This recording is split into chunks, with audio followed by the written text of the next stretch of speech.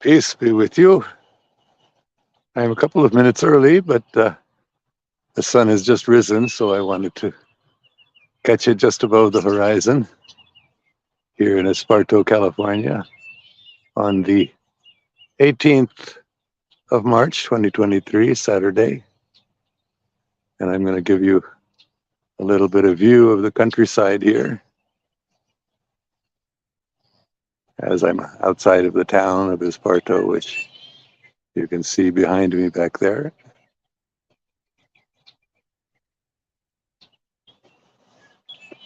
And you can hear the birds and the tree here.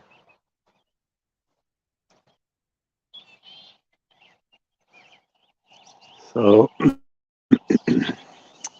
I just wanted to talk a little bit about the glory of God, which we can visibly see all the time here in Esparto every morning.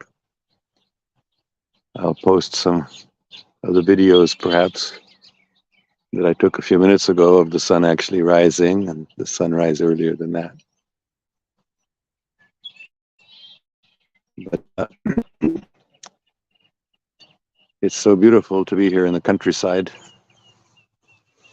and realize, as I can't remember his name, some English poet once wrote that man made the city, but God made the country. So I'm remembering how it's been over 2 years ago now. I made a number of videos or live chats talking about the importance of establishing farm communities, self-sufficient farm communities everywhere, but especially in Pakistan. Every district, every zilla must have at least one farm which is completely self-sufficient, meaning it depends upon nothing at all from outside.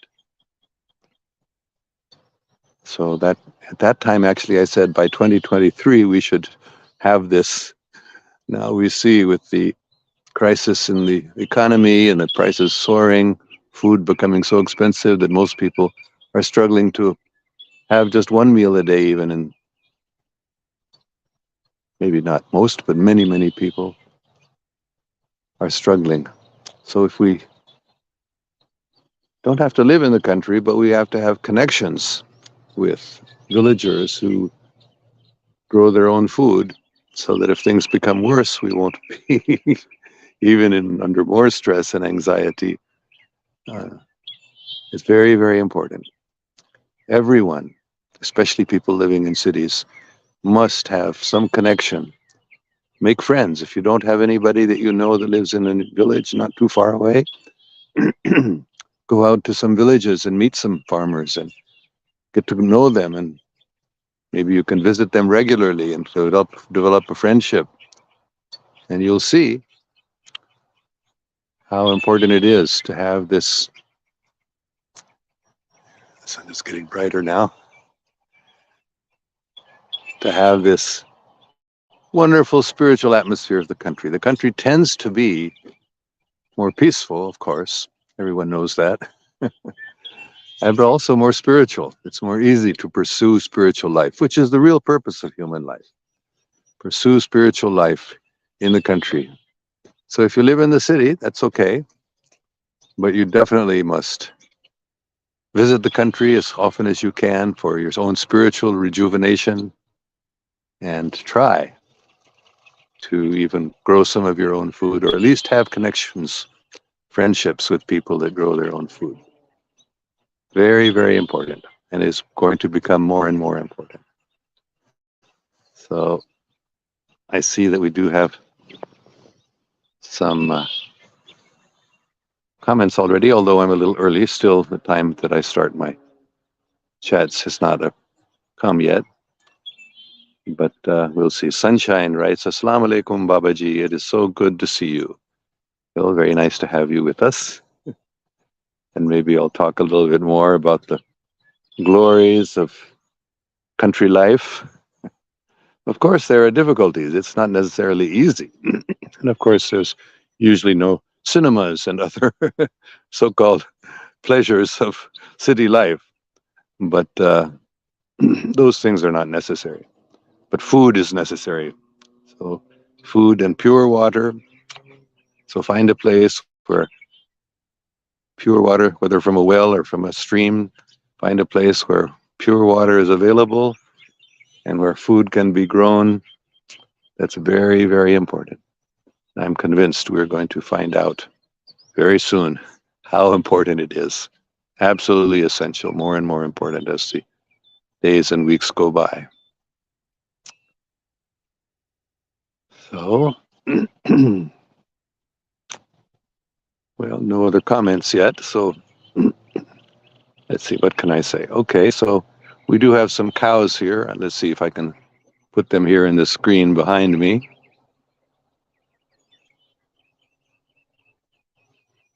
I hope you can see those cows there.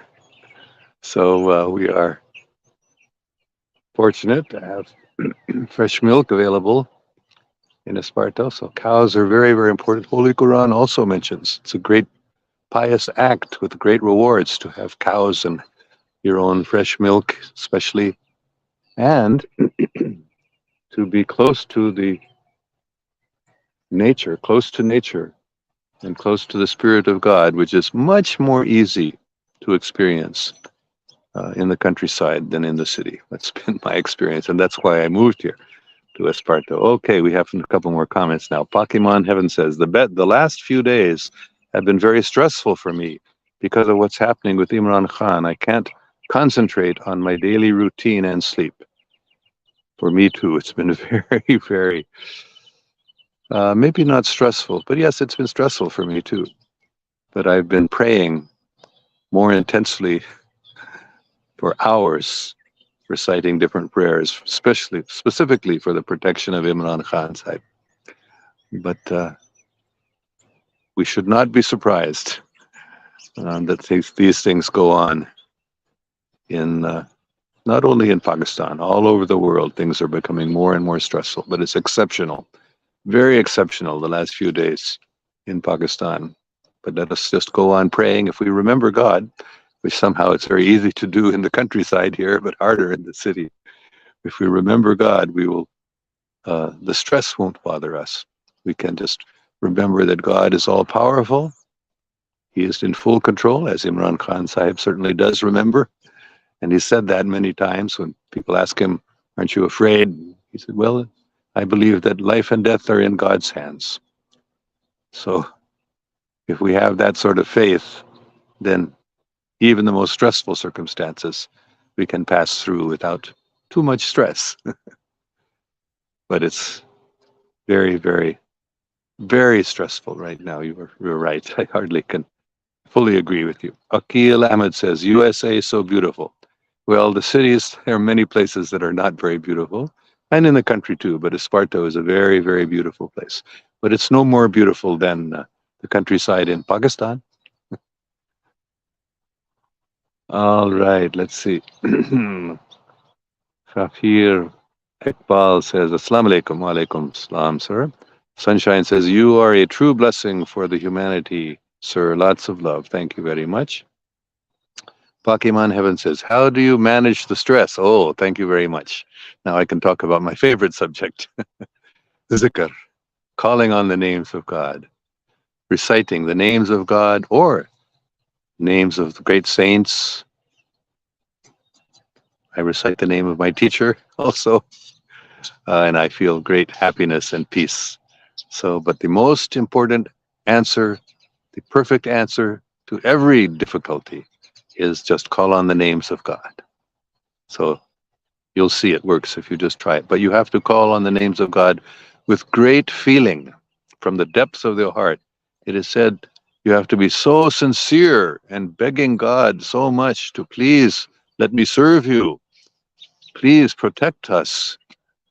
Please give us guidance. Please, with such fervent desire and such devotion that literally tears come from the eyes, automatically, not artificially. That is real zikr, and that is certainly the answer to all stress and all other difficulties. Okay, and Hassan Hafiz says, Allah bless you, Ameen. Thank you very much, sir.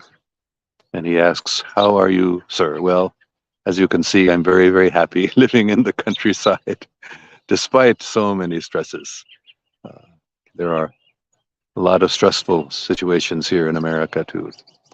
Um, but by living in the country, it's a lot more peaceful and easier to manage stress just by where you live. And Shamala Suleiman says, MashaAllah, a blessed morning, many prayers for you. Thank you very much. Please, I beg you, please keep praying for me as I am praying for you and all of Pakistan especially, but I pray for the whole world, especially anyone who's working for world peace. We should pray for their protection and guidance because many satanic forces are very active in the world right now, trying to retain their control that they've had for thousands of years and are losing now. So it's becoming like the final stages of a desperate struggle that's been going on for thousands of years. But truth and goodness is about to prevail, inshallah. And so Biamin says, what will you say Shia sect in Islam? Say, Nare Hadri. Well, I have been told, I shouldn't say by whom, but you probably know because he is my guide and Holy Prophet, peace be upon him. He has told me the solution to this centuries old, millennium more than old struggle between Shias and Sunnis is very simple. This is the way he described it. He said, first of all, we must understand we are all Muslims. We are all followers of the Holy Prophet Muhammad, peace be upon him. Therefore, we're all brothers and sisters. And people who intentionally aggravate the feelings, they're not properly following Islam, whether Shia or Sunni. But Shias should accept all four of the pious caliphs. Hazrat Abu Bakr, Hazrat Umar, and Usman, and of course, Hazrat Ali alayhi salam, as pious Muslims. Whatever you may think, if you're a Shia, they made some mistakes. We all make mistakes. All human beings make mistakes, but they were very good, pious, hardworking, honest, and very powerful personalities. Now, as for the fifth caliph, really the fifth caliph was Hassan, as Shias would accept anyway. But as for Muawiyah, because Hazrat Hassan alayhi salam accepted him, under certain conditions, he was supposed to, the main condition was that he would not name his successor, but that after him, the caliph would be chosen, and not by his appointment, because Hassan suspected what would happen. And then, of course, he didn't follow that. So by virtue of, he was a caliph, but he was an impious caliph. This is what the Holy Prophet, we can call him a caliph. But as for Yazid, although Sunnis accept him as a caliph, he said he was not a caliph. He was not even an impious caliph. He was so corrupt. His father was corrupt too. But his activities were so abominable that we should not accept him as a caliph. So this is what Sunnis must accept, that Hassan was really the rightful caliph, but he compromised with Muawiyah in order to maintain peace among Muslims. But once when he disobeyed the agreement he had made with Imam Hassan, and made his son the caliph after him, he lost his authority. And Yazid was never really the caliph. This is what Holy Prophet Muhammad, peace be upon him, told me the Shias and Sunnis must agree upon, and then there will be no difficulties. This is the truth. What I'm saying is the truth. And of course, what to speak of Imam Hassan alayhi salam, such a great personality the world's religious history has hardly ever seen. So on this basis, Shias and Sunnis can be united. This is what I have been told. Very good question. Thank you. Zafir Iqbal says, our heart breaks as we see our countrymen stand against justice. The last year has been so heartbreaking. Please give my heart a jolt, Sheikh. Just do zikr, pray. Allah, Allah. Protect Imran Khan, Sahib. Protect all his sincere followers. Protect all people who are standing up for truth and justice. And it is very, very painful to see Pakistanis so corrupted, so standing against not only justice, against truth, against all good qualities. So we can only pray and do zikr. That's the solution to that. Hassan Hafiz says, MashaAllah, please visit Pakistan, inshallah. I will, but I don't know when. Oh, I forgot to highlight the comments. Here we go. Sunshine says, sir, I think many comments are not visible to you because of some technical issue. There are 6 comments now, dear sir. The way you explained the method of zikr is amazing and very thought-provoking. Thank you. Muhammad Akbar says, Babaji, I am very sad today. Please pray me, Muhammad Ali Akbar. Oh God, please bless Muhammad Ali Akbar. Let him become a great warrior in this Ghazwa-e-Hind, which is happening right now. This struggle for truth and pure Islam and justice and Hakiki Azadi. And may he become a real performer of immensely miraculous deeds in this great jihad. That's my prayer for you, sir. And Pakiman Heaven says, is it blasphemous to say that Allah will protect Imran Khan because life and death is in Allah's knowledge? So how can we state this as a fact? How can we state, I don't quite understand. How can we state what as a fact? That we are praying for Allah subhanahu wa ta'ala to protect Imran Khan Sahib. We're every day with great fervent prayers and zikr. Life and death is in Allah's knowledge, of course. So how can we, well, He likes us to express our desires and He likes to fulfill them. So prayer is a very, very powerful way to achieve anything, zikr especially. We always say inshallah, but we still have our desires too, and we can express them. And that's nothing blasphemous about praying for protection of Imran Khan. In fact, that is deen, that is real religious feeling, is praying desperately for the protection of someone who is so truthful, so honest, so just, so loving and kind, a great personality. And he is in such danger now that it's only natural that we would pray for his protection. So I can't understand your question, really. Pakiman Heaven says that Allah will protect Imran Khan. Yes, of course, that's our prayer. What is blasphemous about that? That is natural. Pakiman Heaven goes on, what is your opinion on the punishments in Islam for zina, adultery, theft, and drinking alcohol? Well, I have explained this a number of times before. Well, it's a whole big question, but the specific question here that you're asking, these severe punishments were very appropriate at that time in Arabia, when there were no court systems, there were no jails. The only way to prevent crimes was to have harsh punishments. Now, and this is the thing that is very disturbing to many people, but I've also said this many times before, the Sharia of the Holy Prophet Muhammad, peace be upon him, who is the last prophet until the Day of Judgment. But now being the Day of Judgment, the time of that Sharia is over. Those laws are no longer applicable.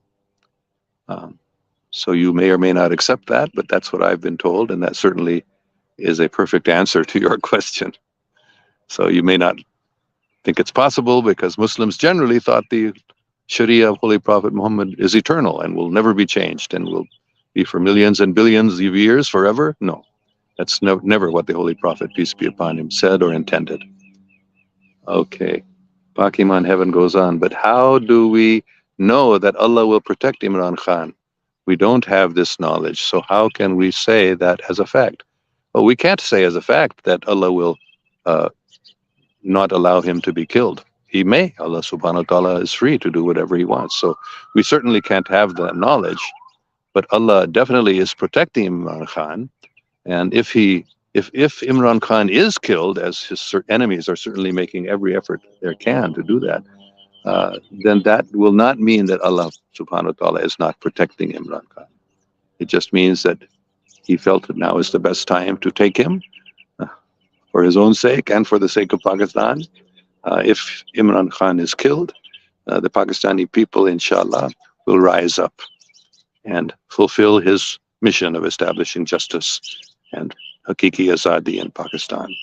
But Allah has his perfect schedule. So no, we can never know for sure as a fact that Allah subhanahu wa ta'ala will prevent Imran Khan's assassination or death. But we can know that he is under Allah Pak's protection and Allah will do everything perfectly. Finally, Pokemon Heaven goes on. How can now be the day of judgment? Now is the day of judgment, and it has been for some centuries. I don't know exactly when it started, but I have said many, many times that Baba Nanak Sahib, when he announced Baba Nanak Sahib, he disappeared for 3 days. He was missing. Nobody knew where he was. He actually had gone to heaven. And he met Allah subhanahu wa ta'ala and received instruction from him. And when he came back, the very first thing he said was, there is no Hindu, there is no Muslim. So that, I believe, was the announcement of the Day of Judgment. Whether the Day of Judgment began exactly then or not, but that definitely was the sign that the Day of Judgment is now coming, if it's not already with us at that time of Baba Nanak Sahib's time, because the ideas that people had about religion were finished, the sectarian ideas, and the truth that all religions are part of the one religion of God, that was announced. So that is the beginning of the Day of Judgment, or the beginning of the announcement of the Day of Judgment. I don't know the details, but certainly we are in the middle of the Day of Judgment now. No one can deny that. Anyone who has a little bit of understanding, not only of Islamic, but Christian scriptures, Jewish scriptures, Hindu scriptures, Buddhist scriptures, even Native American and Africans, Australian, Aboriginal groups, they also have prophecies about this day. And there's so many signs, so many prophecies. There are hundreds of them. So I don't know how you can say, how can now be the Day of Judgment? How can anybody think that today is not the Day of Judgment? All the signs are there. People think they have wrong ideas about the Day of Judgment. They think the sun, the beautiful sun, which we have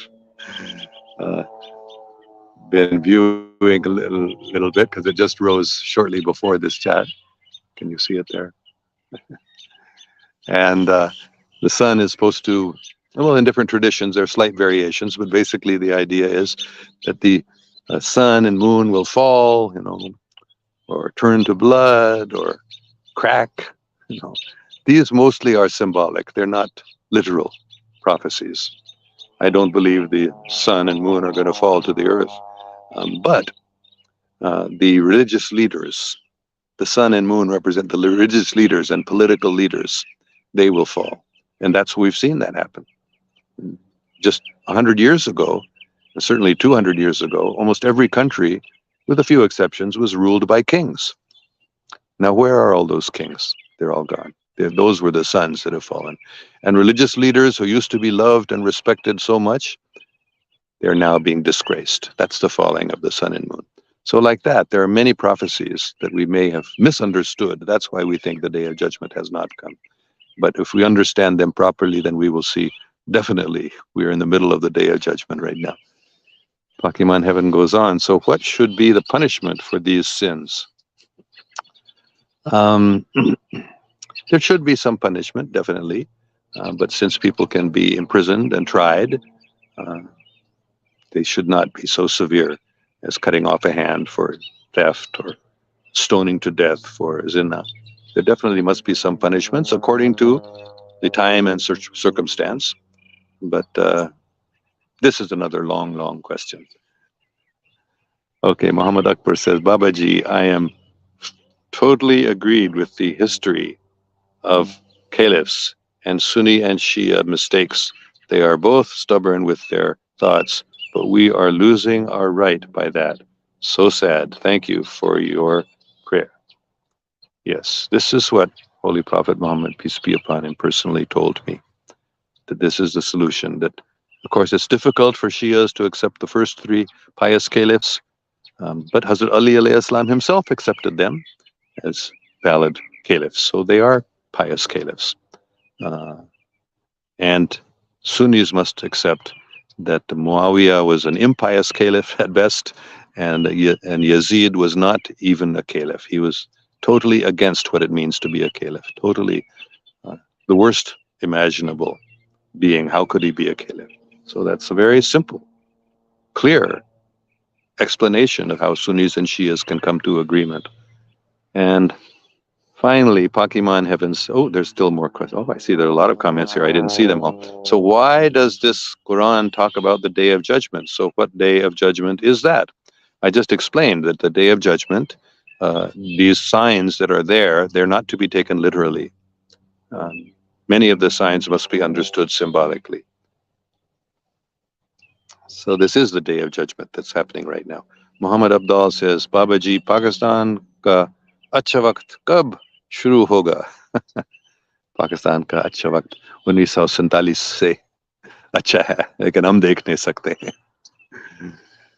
नहीं, पाकिस्तान का वक्त हमेशा बहुत अच्छा, लेकिन हम उसको नहीं देख सकते हैं। तो फिक्र नहीं करो, जो आप चाहते हैं पाकिस्तान अच्छा हो जाए, मतलब अमन कायम हो जाए पाकिस्तान में, मोहब्बत इंसाफ, वो मुझे मालूम नहीं वो कब होगा, लेकिन मेरा कोई शक नहीं है कि वो हो रहा है।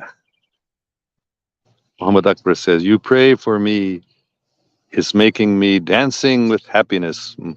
Muhammad Ali Akbar. Okay. Pakiman Heaven says, we are not being accountable for our deeds, and the world hasn't ended. That's why we can't say it's Judgment Day. No, Judgment Day does not mean end of the world. Judgment Day means end of the age, end of the old world of hypocrisy, the old world of war, the old world of hatred. That old world is what is passing away. It's not that this world will be destroyed on Judgment Day. Judgment Day is the resurrection day. Akiman Heaven says, so what happens when we die? Well, it depends on how we've lived our lives. If we've been very, very exceptionally pious and surrendered to God, then we go immediately, directly to God, just like a martyr immediately goes to heaven. So, but those who are not so fortunate or not so pious, it may take longer. There are many, many details, but different things happen to different people after they die, according to how they've lived their lives. That's the simple summary. Okay, thank you all very much.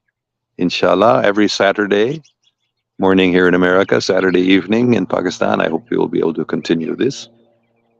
And don't worry, Allah subhanahu wa ta'ala is in control. Things are very, very stressful. That's another sign. This is the judgment day because of all the stress, all the wars and this unrest everywhere. But Allah subhanahu wa ta'ala is in control, and there's a glorious future for Pakistan and the whole planet. Okay. One last question has just come. Pakiman Heaven says, what's the difference between resurrection and Day of Judgment Day? They're the same. They're different names for the same period of time, which is, of course, not a 24-hour day, but is a number of centuries. And these days of resurrection and days of judgment happen on our planet, as I've explained many times, about every 76,000 years, when there is a time of opportunity to resurrect, to come to a higher level of consciousness. But it's also a time when everyone is judged for their deeds. Okay. Pakiman Heaven says, will you be doing zikr on Zoom? Our group, if I'm not there personally, our group is doing zikr. The link is given there on my Facebook page, and you can join that zikr. It's every morning at 7:30 and every evening at 8:30 p.m. Pakistani time. Okay, thank you all very much. Allah Hafiz.